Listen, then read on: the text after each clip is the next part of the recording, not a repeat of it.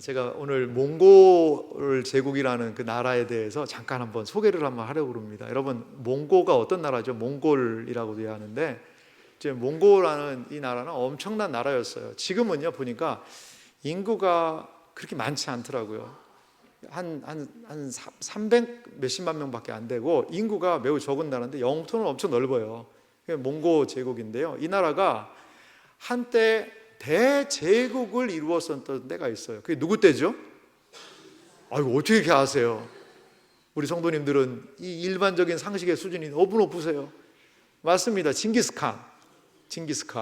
이 징기스칸 때 몽고라는 이 나라가요, 대제국을 13세기 초에 대제국을 이룹니다. 그래서 우리나라 고려도 쳐들어왔어요. 고려까지. 아니, 저쪽만 쳐들어가지 왜 우리까지 왔나 모르겠어요. 중국을 전체로 통일하고 그래서 세운 나라가 원나라입니다. 원나라라는 나라를 대제국, 이 나라가 컸을 때요, 전 지구의 4분의 1이 몽골 제국이었대요. 엄청난 나라 아니었을까요? 그런데요, 징기스칸은 통치 말년에 이 나라가 점점 커지니까 이제 서방 세계하고도 접촉을 하잖아요.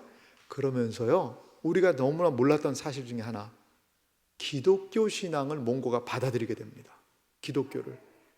기독교 신앙을 받아들이고 기독교 접촉이 일어나요. 징기스칸은요, 종교에 대해서 상당한 관용을 베풀었다고 그래요. 그래서 신앙의 자유를 허락했고요. 그리고요, 놀라운 사실이요, 징기스칸 때 그 군대에 많은 사람들이 신앙생활을 하게 됐고 군목도 있었대요, 군대에. 그리고요, 약 800여 개나 달하는 어떤 병영에는 예배 초소까지 군대에다가 뒀다는 거예요. 예배 초소까지. 이렇게 갑작스럽게 몽고인들이 기독교 신앙을 받아들일 수 있었던 이유가 있었습니다. 그것은 뭐냐면 여러 가지가 있었는데 그 기독교를 받아들이기에 조금 유리한 것들이 있었다는 거예요. 이 몽골어로 이제 숫자 9 있지 않습니까? 9의 발음이 뭐냐? 숫자 9의 발음이 예수래요. 예수. 9가. 그리고요, 더 놀라운 사실도 제가 찾아보니까 있던데요, 징기스칸의 아버지 이름이 누군지 아세요? 예수게이예요. 예수게이. 아니, 징기스칸의 아버지, 국부로 취향받고 있는 징기스칸의 아버지가 예수게이예요. 이름이 예수게이.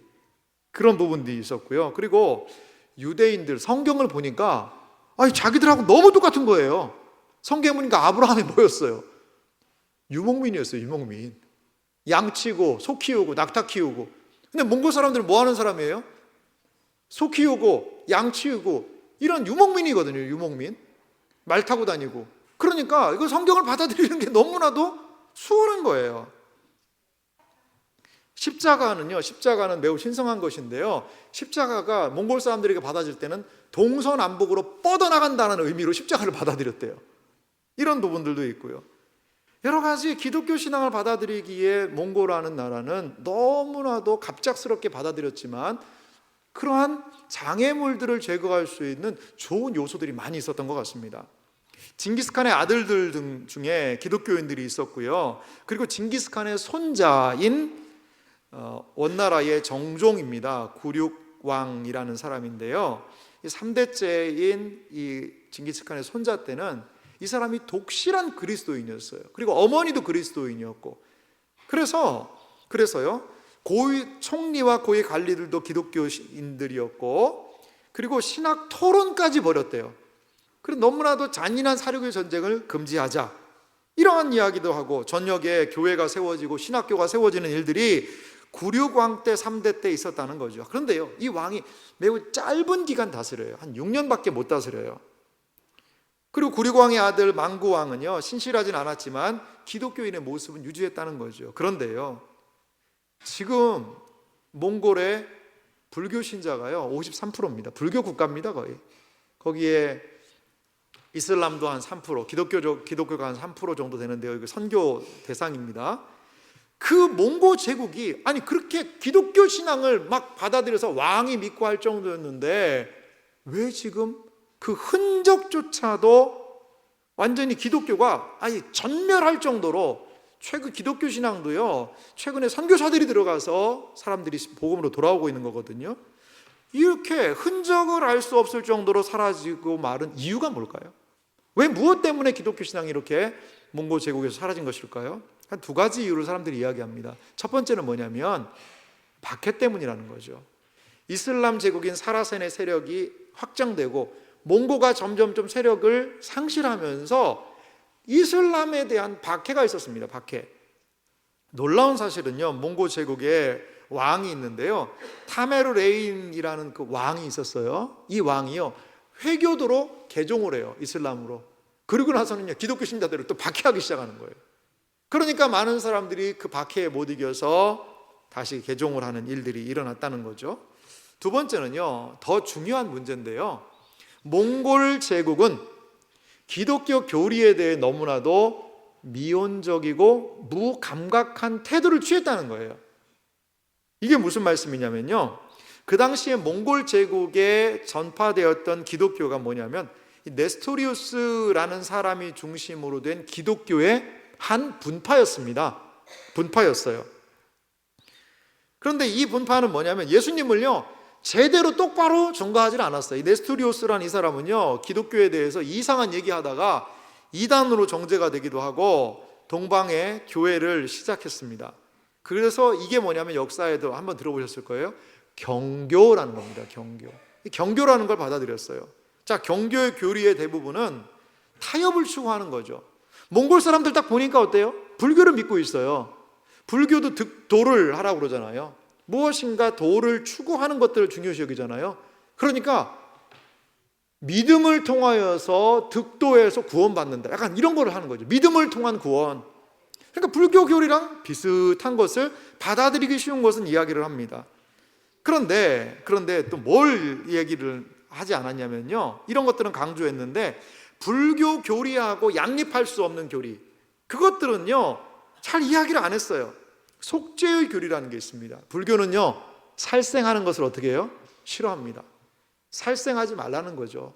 그런데 기독교는 보세요. 예수님이 십자가에 달려 돌아가시고 보혈을 흘렸다, 양을 잡았다, 이런 살생에 대해서 많은 것들을 이야기하니까 이 경교에서 속죄 교리를 그냥 빼버린 거예요. 속죄 교리를 가르치지 않은 것입니다. 자, 이렇게 삽시간에 많은 사람들이 그 기독교 신앙을 받아들이기는 했지만 박해가 와요. 어려움이 와요. 그러니까요, 비슷한 교리를 가진 불교로 다시 돌아가는 겁니다. 그리고 강압에 의해서 이슬람으로 개종하게 됩니다. 참된 신앙은 참된 진리 위에서만 온전해질 수 있다는 사실을 믿으시기 바랍니다. 참된 신앙이라는 것은요, 참된 진리 위에 있어야지만 가능하더라는 거죠. 여러분, 우리가 믿는 기독교 신앙의 중심은 무엇일까요? 우리의 신앙의 중심에 계신 분은 우리는 예수 그리스도라고 믿습니다. 우리가 믿는 종교의 이름이 뭐죠?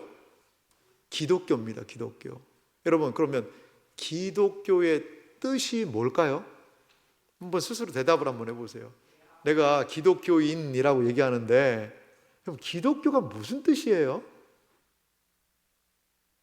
기독교인이란 무슨 뜻일까요? 기독교라는 것은? 우리는요, 기독교가 기독교 아닌가? 그러면 안 됩니다, 여러분. 기독이라는 것은 한자입니다. 한자인데요, 기독은 무엇을 가져온 한자냐면 그리스도를 가져온 한자말이 기독이에요. 중국 사람들이 그리스도를요 기독으로 번역을 한 거예요, 쉽게 말하면. 그래서 기독교는 무슨 뜻이죠? 그리스도교라는 뜻이에요. 다른 말로 예수교라는 뜻입니다. 예수교. 우리가 믿는 신앙의 가장 중심에 누가 계세요? 예수님이 있는 것을 믿는 사람들이 기독교인입니다. 기독교인. 그렇습니다. 우리의 신앙의 중심에 예수님이 계세요. 그렇다면 우리는 예수님이 왜 우리의 신앙의 중심이 과연 되시는 것일까요? 예수님이 우리의 신앙의 중심이 되는 것은요, 바로 성경 때문에 그래요. 성경은 예수님에 대해서 구원자라고 예수님을 소개하고 있는 것을 볼 수 있기 때문에 그렇습니다. 예수님이 기독교 신앙의 중심인 것은 성경이 예수님을 구원자로 선포하고 있기 때문에 그렇습니다. 여러분, 오늘 우리가 읽은 성경 본문을 좀 보면은요, 이 성전 미문이라는 곳이 있어요. 거기 미문이라는 곳이 있는데 그 앞을 성전을 들어가던 베드로와 요한이 거기 미문에 앉아서 한 사람이 구걸을 하고 있었어요. 한 푼 줍시오, 한 푼 줍시오 하고 말이죠. 근데 이 사람은 왜 구걸할 수밖에 없느냐? 다리를 못 쓰는 거예요, 다리를. 그런데 나면서부터 다리를 못 썼다는 거예요, 이 사람이. 이 사람을 베드로와 요한이 기도하고 일으켜 세웁니다. 고쳐졌어요. 놀라운 일이 일어났습니다. 그것에 대하여서 오늘 성경 본문은 사도 베드로가 이 일이 어떻게 일어났는지를 설명하는 이야기입니다. 사도행전 4장 10절 말씀을 우리 다 같이 한 목소리로 읽어볼까요? 같이 읽겠습니다. 너희와 모든 이스라엘 백성은 알라. 너희가 십자가에 못 박고 하나님이 죽은 자 가운데서 살리신 나사렛 예수 그리스도의 이름으로 이 사람이 건강하게 되어 너희 앞에 섰느니라. 아멘. 자, 베드로가 무엇을 이야기하죠? 너희와 모든 이스라엘 백성들은 알라는 거죠. 십자가에 너희가 못 박고 하나님이 죽은 자 가운데서 살리신 나사렛 예수 그리스도의 무엇으로요? 이름으로 이 사람, 날 때부터 걷지 못했던 이 사람이 건강하게 회복돼서 지금 서 있다는 거예요. 이 사람이 무엇 때문에, 누구 때문에 나을 수 있었다는 거죠? 바로 예수님 때문에 나았다는 거죠. 예수님 때문에. 그러면서 사도 베드로는 매우 중요한 이야기를 사도행전 4장 12절에 합니다. 오늘의 핵심 말씀인데요, 다시 같이 읽어보겠습니다. 다른 이로서는 구원을 받을 수 없나니 천하 사람 중에 구원을 받을 만한 다른 이름을 우리에게 주신 일이 없음이라 하였더라. 아멘. 베드로는 얘기해요. 다른 이름으로서는 구원을 얻을 수가 없다라는 거죠. 사랑하는 성도 여러분, 우리가 사는 세상을 보세요. 정말 구원이 필요합니다. 많은 사람들이요, 질병에서부터 또 좌절과 낙심, 불안, 우울, 초조, 여기에서부터 신음하고 있어요. 또한 죽음이라는 것이요, 점점 인생의 그림자를 드리워오고 있다는 거죠. 우리에게 무엇이 필요합니까? 구원이 필요하다는 거죠. 오늘 사도 베드로는 이러한 구원의 역사를 주실 수 있는 분이 누구냐? 이 사람이 이렇게 온전하게 회복된 이유가 무엇이냐? 나사렛 예수 그리스도 때문이라고 이야기를 하고 있습니다. 예수님이 구원자라는 겁니다. 예수님 안에 구원의 생명이 있다라는 거죠. 여러분, 각 종교들을 좀 보면은요, 각 종교들이 그 종교의 창시자들이 있습니다. 창시자들이 있는데 이 창시자들의 가장 중요한 건 뭔지 아세요? 그들의 가르침이에요. 제가 정책당회를 준비하러 기도원에 좀 갔다가 기도원 밥이 우리 교회 밥만큼 맛있지가 않더라고요. 그래서 어디로 갔냐면 근처에 있는 식당에 사식을 먹으러 갔어요. 사식을. 그래서 밥을 먹고 좀 이제 좀 배가 부르니까 좀 주변을 좀 산책 한번 하고 싶다라는 생각이 들었는데 그 식당의 음식점 사장님이 요 앞에 좋은 폭포가 있다는 거예요. 좋은 폭포가 있다는 거예요. 그래서 여기까지 왔는데 그 바로 앞에 있다니까 거기가 어딘가 하고 가봤어요. 그랬더니요, 정말 폭포가 멋있게 떨어지고 아주 좋더라고요. 폭포를 구경을 했습니다. 그런데요, 좋은 곳에는 산에 뭐가 있죠? 절이 있어요. 절이. 가봤더니 그 폭포 옆에 그 자리 좋은데 절이 떡하니 있는 거예요. 근데 그 절이요, 꽤 규모가 크더라고요. 절 안에 뭐가 있냐면요, 그 샵이 하나 있더라고요. 물건도 팔고 불교 책도 파는, 그걸 아예 샵까지 운영할 정도로 절이 꽤 많은 사람들이 있기도 하고요. 그래서 제가 그 샵에 이렇게 들어가서 봤더니 한켠에 불교에 대한 책이 있어서 그 책을 꺼내서 이렇게, 이상하게 생각하지 마세요, 여러분. 지금 목사가 또 불교로 산으로 가려고 그러나 이렇게 그건 아니고 어떤 뭘 얘기하나 쭉 한번 살펴봤어요. 그랬더니 불교를 소개하는 책자였습니다. 제가 깜짝 놀랐어요. 이 석가모니의 하루를 기록한 그 내용을 봤더니요, 하루에요 잠을 2시간 잤더라고요. 2시간 잤어요. 밤에 1시간 자고요, 낮에 1시간 자고, 나머지는 묵상하고 명상하고 또 설법 막 사람들에게 뭔가를 가르치고. 그런데 거기서 제가 중요한 한 가지를 발견했어요. 불교가 중요시 여기는 것은요, 석가모니의 가르침이라는 거예요. 이 석가모니 선생님이, 부처님이 무엇을 가르쳐 줬냐 이거죠. 중생들에게 설법, 그것을 남겨서, 책으로 남겨서 그 부처님의, 물론 부처님의 행적을 기록한 책들도 있어요. 그런데 중요한 것은요, 가르침이에요. 과연 무슨 말을 했냐 이거죠.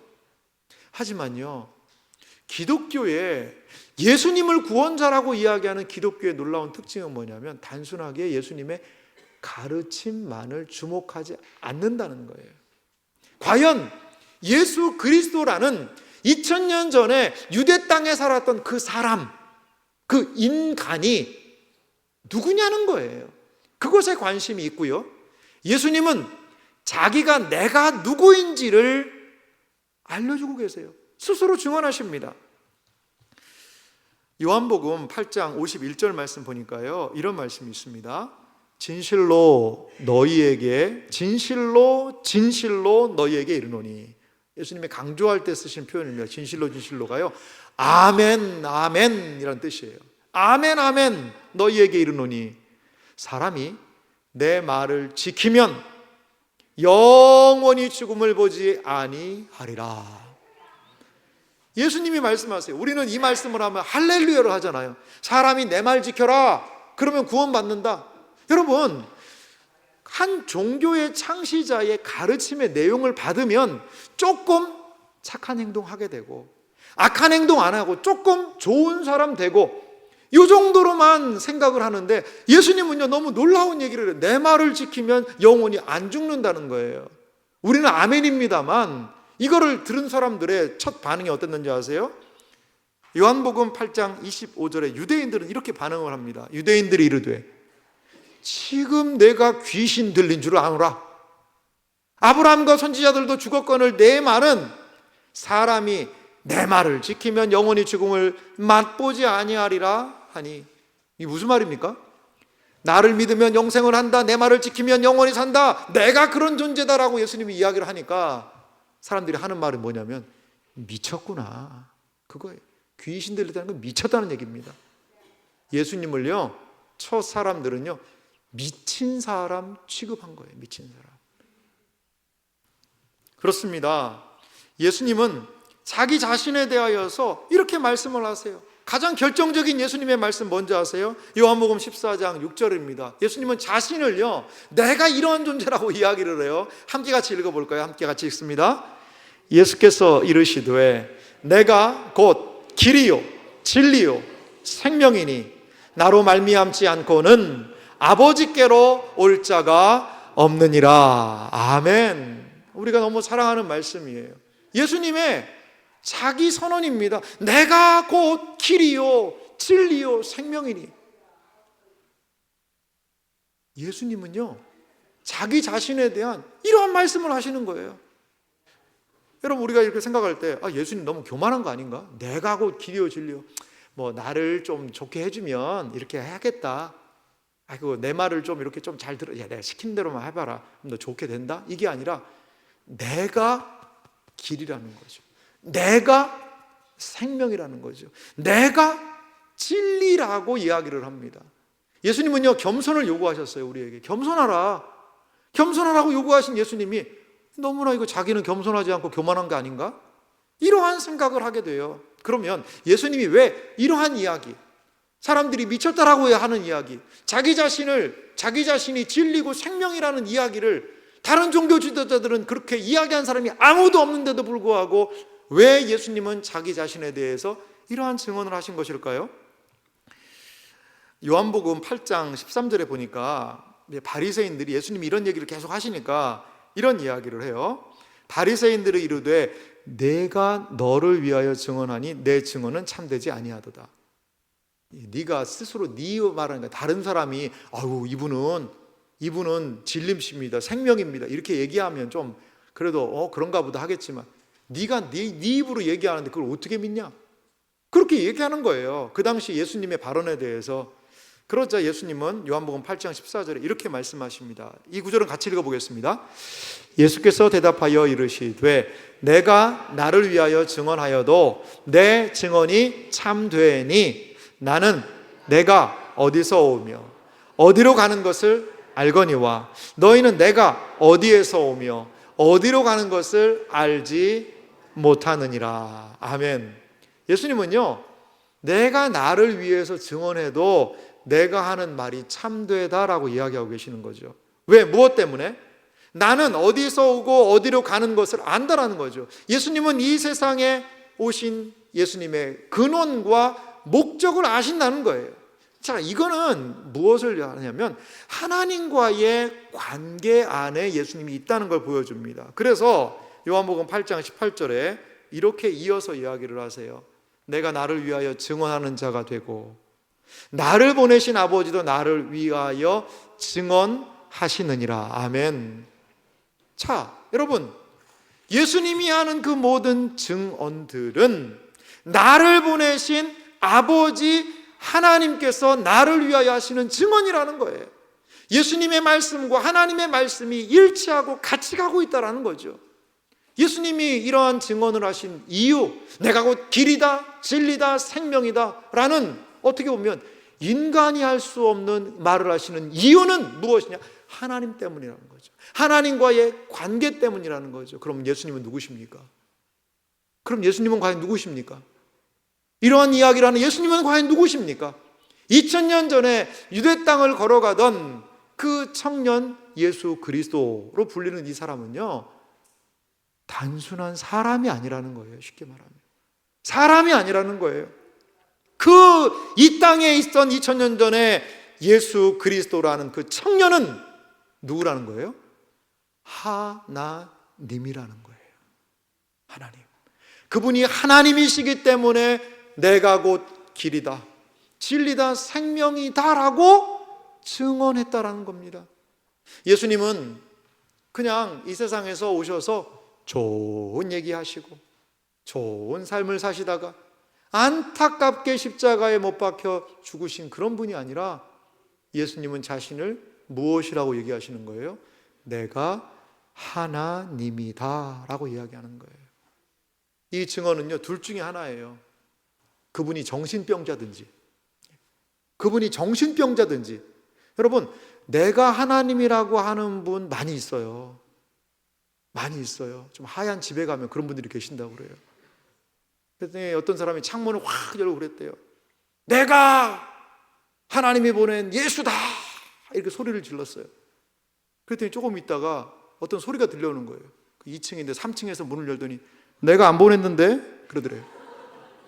내가 안 보냈다고. 여러분, 자기를 신이라고 이야기를 하고, 그거는요 정신병자죠. 어떻게 보면 우리 시대에 그런다면. 근데 정신병자든가 아니면 진짜든가.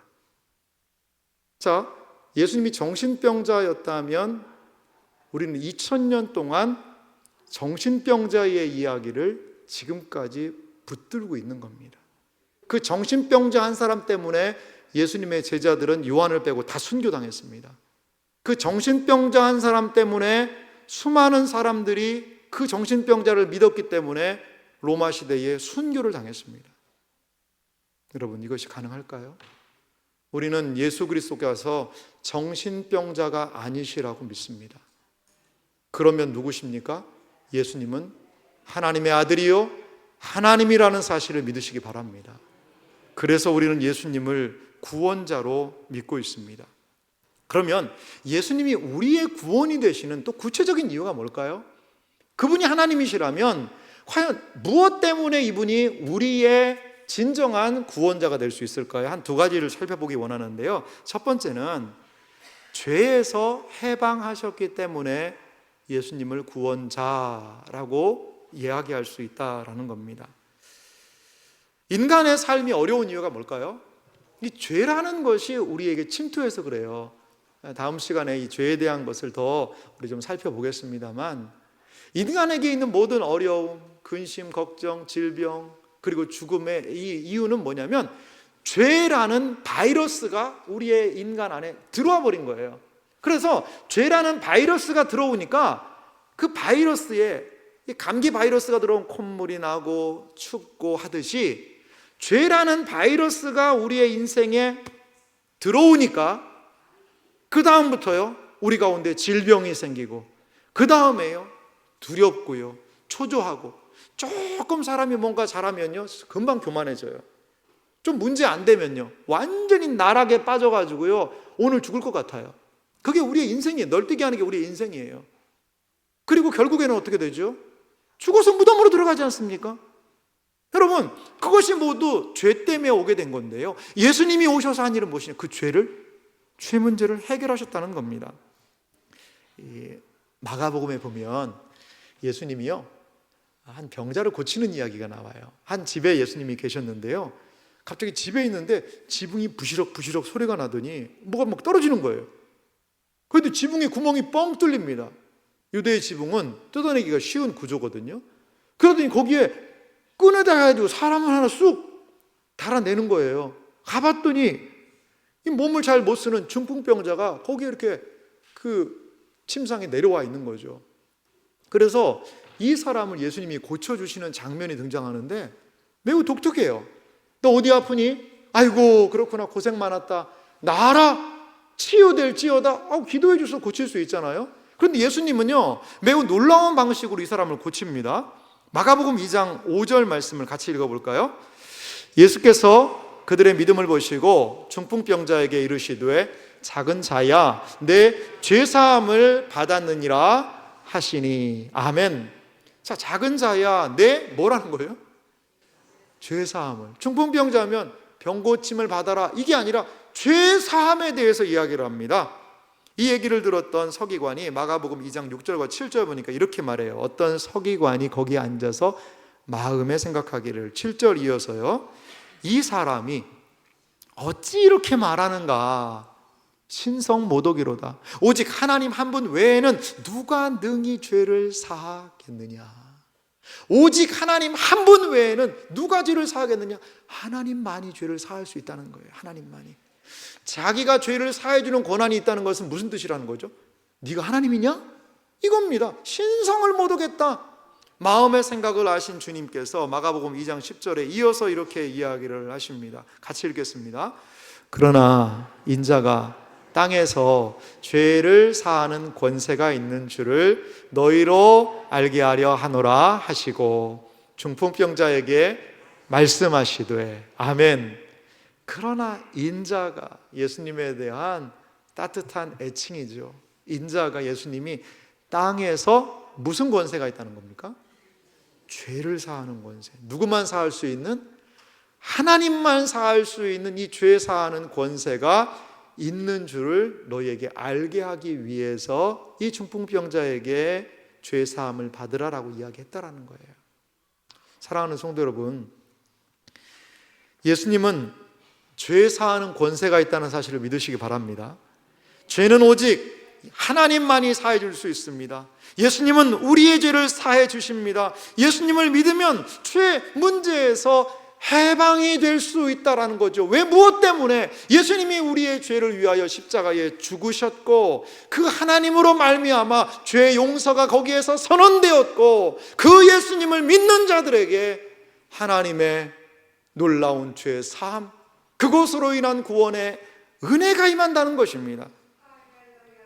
그래서 로마서 8장 2절은 우리에게 이렇게 말합니다. 이 말씀도 중요하니까 같이 읽겠습니다. 이는 그리스도 예수 안에 있는 생명의 성령의 법이 죄와 사망의 법에서 너를 해방하였습니다. 할렐루야. 그렇습니다. 예수님 안에 죄 사하는 권세가 있는 거예요. 예수님 안에 우리의 죄가, 죄에서 우리를 해방시키는 능력이 있는 것입니다. 그래서 우리는 예수님을 구원자로 믿고 있다는 사실입니다. 우리 안에 죄에서 우리를 해방하신 주님은요, 우리를요 근본적으로 바꿔놓으시는 거예요. 여러분, 기독교 신앙이요, 이 부분적인 개선을 주는 것이 아니에요. 그냥 조금 안 좋은 사람이 마음을 좀 좋게 먹고 조금 좋아지는 이런 부분적인 개선이 아니에요. 오늘 예수님이 말씀하신 죄에서의 해방은요, 온전하고 완전한 변화를 우리에게 주신다는 것이지요. 죄에서의 구원은 오직 예수 그리스도를 통하여 가능하다는 사실을 믿으시기 바랍니다. 이러한 은혜가 우리에게 있기를 소망합니다. 또한 예수님이 우리의 구원자이신 이유가 있어요. 그것은 예수님이요, 죽음을 이기셨다는 거예요. 죽음을 이기시고 부활하셨기 때문에 그 예수님이 우리의 구원자가 되신다는 겁니다. 많은 사람들이요, 죽음으로 가고 있지 않습니까? 우리는 돌아가시면 무덤에다가 잘 안치를 합니다. 돌아가셨다는 증거잖아요. 그런데요, 무덤에 아직 들어가지 않은 사람도 이 세상에 너무나도 많은 사람들이요, 무덤 속 같은, 장례식 같은 삶을 살고 있어요. 그게 우리의 인생입니다.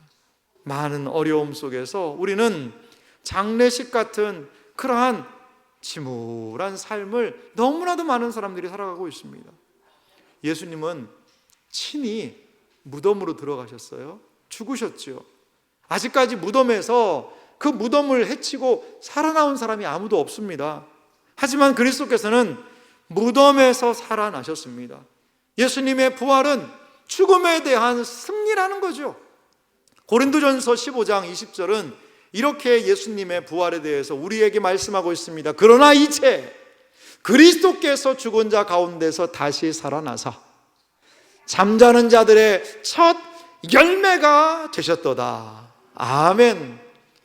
이제 그리스도께서요, 죽은 자 가운데서 다시 살아났다라는 거죠. 그래서 어떻게 해요? 잠자는 자들의, 죽은 자들의 첫 열매가 되셨다라고 이야기를 하고 있습니다. 여러분, 이게 믿어지십니까? 이것을 믿으십니까? 그래요, 믿어져요. 그래서 우리가 여기 앉아 있는 거예요. 그런데요, 가만히 이걸 일반적으로 생각을 해보세요. 죽은 사람이 살아났다? 여러분, 이거를 좀 기독교가 만약에 더 많은 사람들에게 포교를 하기 위해서는요, 좀 믿을 만한 것을 믿으라고 그래야 되지 않겠어요? 믿을 만한 것을. 예수님이 십자가에서 죽을 뻔했는데 그래도 간신히 약 발라가지고 살아났다더라. 이 정도가 되면 훨씬 낫지 않을까요? 여러분, 사람이 죽었다가 다시 살아나는 것을 여러분 최근에 우리 할아버지나 할머니나 그런 분들 계세요? 없단 말이에요. 그런데 기독교는요, 그 신앙을 전파하겠다고 하면서 그걸 사람이 인위적으로 만들었다면 그거 잘못 만든 겁니다. 왜 그런 얘기를 해요? 믿으라고 얘기하면서 왜 이렇게 못 믿게 하냐는 거예요. 왜 못 믿게 하냐는 거예요. 기독교가 부활을 이야기하는 이유가 뭘까요? 그것은 부활이 사실이기 때문에 그렇습니다. 부활은 우리 기독교 신앙에서 양보할 수 없는 가치이기 때문에 그래요. 몽골 제국의 기독교가 그렇게 융성하다가 지금은 흔적도 없이 사라진 이유가 무엇입니까? 자기들이 믿을 수 있는 것, 받아들일 수 있는 것만을 골라 믿은 거예요. 골라 믿으니까 시련이 오고 어려움이 오니까 믿음을 그냥 포기해버리는 것이죠. 사랑하는 성도 여러분, 우리가 믿을 수 없는 부활이라는 이 사건을 로마서 6장 4절은요, 우리에게 이렇게 얘기를 해요. 같이 읽어볼까요? 함께 읽습니다. 그러므로 우리가 그의 죽으심과 합하여 세례를 받음으로 그와 장사 이는 아버지의 영광으로 말미암아 그리스도를 죽은 자 가운데서 살리심과 같이 우리로 또한 새 생명 가운데서 행하게 하려 함이라. 아멘. 여러분, 이걸 보세요. 예수님의 죽으심과 우리가 합쳐졌다는 거예요. 예수님의 죽으심과. 그래서 그와 함께 장사가 되었답니다. 그런데 그리스도를 죽은 자 가운데서 하나님을 살리심과 같이 우리가 또한 새 생명 가운데 행할 수 있게 되었다는 거죠. 여러분, 이것이 무엇을 얘기합니까? 예수님을 믿는다는 것, 예수님의 십자가를 믿는 사람은 예수님의 십자가 안에서 나도 죽은 거예요. 내 죄가 죽은 거예요. 예수님의 십자가를 믿어서 예수님과 하나가 된 사람은 예수님의 부활과도 하나가 되어서 우리 가운데 하나님의 생명의 역사를 이루신다는 사실을 믿으시기 바랍니다. 이게 부활에 대한 소식입니다.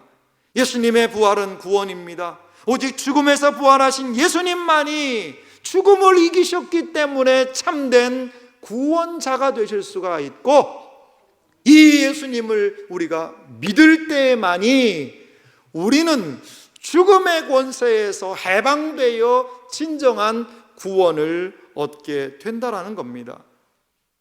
부활하신 예수님은요, 장례식을 치르고 시리에 빠져 있는 제자들에게 찾아오세요. 부활하신 주님이 제자들에게 찾아오셨어요. 부활의 주님은 베드로의 두려워하는 것, 제자들의 두려워하는 모습을 보셨습니다. 그리고 그들에게 그 두려움을 용기로 바꿔주셨어요. 이것이 부활의 주님을 만난 사람들의 변화였다라는 거죠. 부활의 주님을 목격하고 증인이 된 베드로와 요한은 오늘 본문 아래 사도행전 4장 19절에서 20절에 이렇게 말하고 있습니다. 베드로와 요한이 대답하여 이르되 하나님 앞에서 너희의 말을 듣는 것이 하나님의 말씀을 듣는 것보다 옳은가 판단하라. 우리는 보고 들은 것을 말하지 아니할 수 없다 하니, 그리스도를 전하지 말아라, 복음을 전하지 말아라라고 이야기하는 그 공의 앞에서 두려운 사람들, 지도자들 앞에서도 이들이 당당할 수 있었던 이유는 무엇이었을까요? 불과 베드로는 예수님 돌아가시고 한두 달 전이에요. 한 달 전에, 한 두 달 전에, 길게 잡으면 석 달, 벌벌벌벌 떨고 있던 사람이었어요. 이제 예수님 돌아가셨고 나는 아무것도 못하고 나도 잡혀 죽는 것이 아닌가, 나도 예수님처럼 십자가에 죽는 것이 아닌가 두려움이 있었다는 거죠. 그런데 부활의 주님을 만나고 그분과 교제하고 그분이 승천하시면서 성령의 능력을 경험하자 베드로는 담대하고 용감하게 그 공회에서, 예전에는 예수님을 모른다고 부인했던 그 베드로가 담대하게 외칠 수 있었던 것은 무엇입니까? 부활의 능력, 부활의 주님을 만났기 때문이라는 것입니다. 사랑하는 성도 여러분, 그렇습니다. 부활의 주님은 신자가 이 땅에서 누리는 힘의 근원이 되신다는 사실을 믿으시기 바랍니다. 부활의 주님은 신자의 장래의 소망의 근원이 되시는 분이세요. 우리는 이 세상에서 죽을 때만 부활을 생각하는 것이 아니라 지금도 살아계셔서 우리에게 생명을 주시고 공급하시는, 베드로에게 두려움을 용기로 바꾸셨던 그 부활의 주님이 우리의 삶에도 지금 역사하신다는 사실을 믿으시기 바랍니다. 사랑하는 성도 여러분, 우리의 유일한 구원자가 누구이십니까? 예수 그리스도이십니다. 기독교 신앙은요, 우리의 삶을 부분적으로 조금 달라지게 하는 것 아니에요. 그냥 말이 거칠던 사람이 말이 좀 부드러워지고 순화되고, 그리고 착한 행동을 조금 하게 되는 그 정도가 아니라는 거죠. 기독교 신앙은 무엇입니까? 생명이에요. 새로운 삶이에요. 개선이 아니고요, 부분적인 개선이 아니라 아예 새롭게 태어나는 born again, 다시 태어나는 거예요. 거기 안에 구원이 있습니다. 이것이 바로 기독교 신앙의 능력인 것이지요. 예수님 안에 생명이 있습니다. 예수님 안에 구원이 있습니다. 예수님 안에 능력이 있습니다. 몽고 제국처럼 적당히 믿지 마십시오. 적당히 편집해서 이건 받아들이고 이거는 못 믿겠다라고 하지 마십시오. 그리스도의 부활, 그리스도의 죽음을 받아들이십시오. 그분을 구원자로 인정하십시오. 그리고 그 생명의 길을 걸어가시기를 바랍니다. 우리는 종종 낙심하고 절망할 수 있어요. 하지만 생명의 근원으로 나아갈 때 낙심을 넘어 믿음으로, 그리고 절망을 넘어 소망으로 우리는 뚜벅뚜벅 걸어 나아가게 될 줄 믿습니다.